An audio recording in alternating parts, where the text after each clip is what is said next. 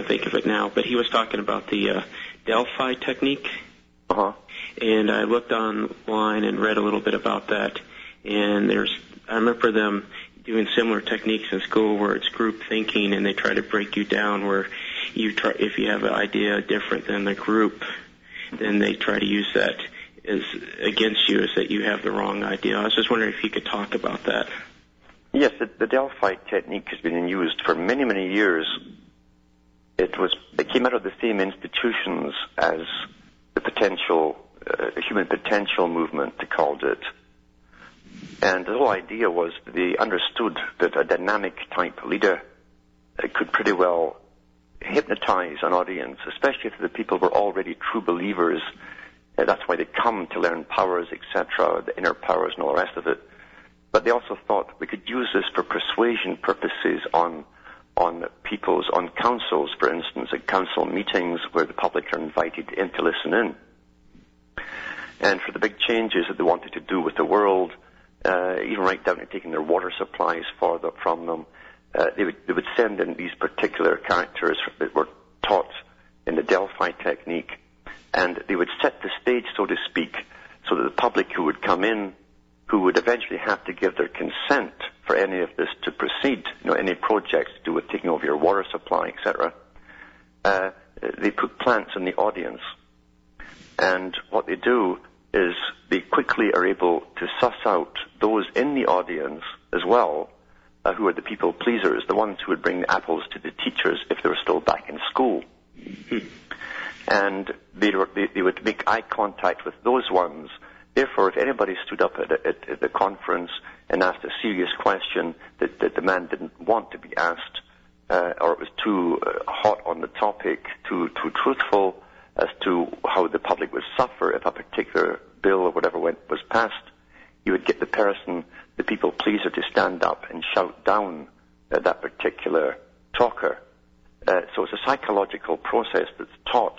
And the whole idea, again, is to bring everyone to consensus by using simple Plato-type dialogue techniques where they'll lead you into a form of logic. They'll say, we'll agree that gravity keeps you on the ground, and you'll say, yeah. If you jump off the ground, you'll come back down, yeah. And step by step, they'll take you along their topic if they want to take the water supply from you. And at first it will be logical. No one wants a poisoned water supply. That's correct. They'd all agree. And little by little, he'll take you 180 degrees. And when the few in the audience who are not under the hypnotic spell of consensus, because people in groups all tend to want to agree with each other, but there's always the few who retain their individuality and can still think.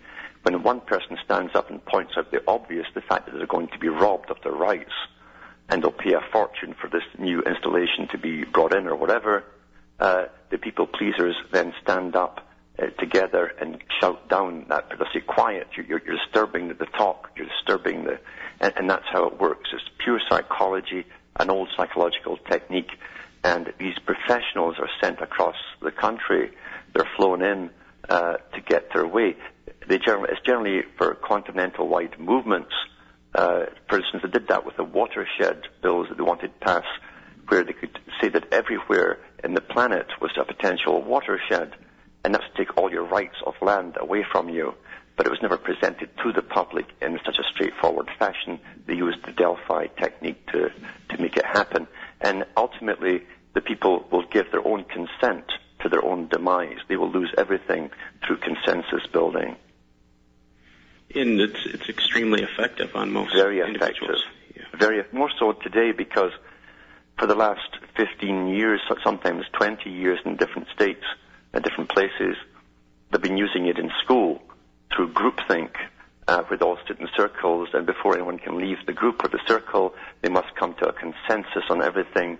If one particular individual has a different opinion from the group or the mob, he's ostracized, and he's sent to Coventry, so to speak, until he realizes the errors of his ways and comes back and agrees with the rest of them.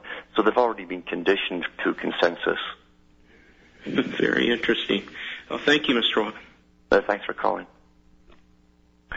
Yeah, we're run by psychology and psychiatry and science, and we are well understood because we're the most studied species on the planet.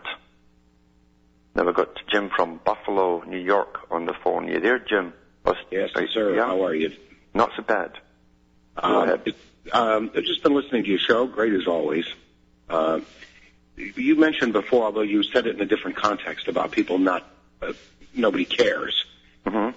I'm convinced that it seems to me that nobody cares about anything. Mm-hmm. And when this kind of news, like you were telling, when you try to put forth this info to people look at you like you have three heads. Mm-hmm. Because I guess if they didn't hear it on CNN or Fox News, it's not true. Yes.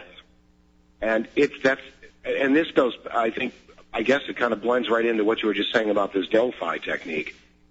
If people are being indoctrinated to think that way, then they're not going to think outside the box ever.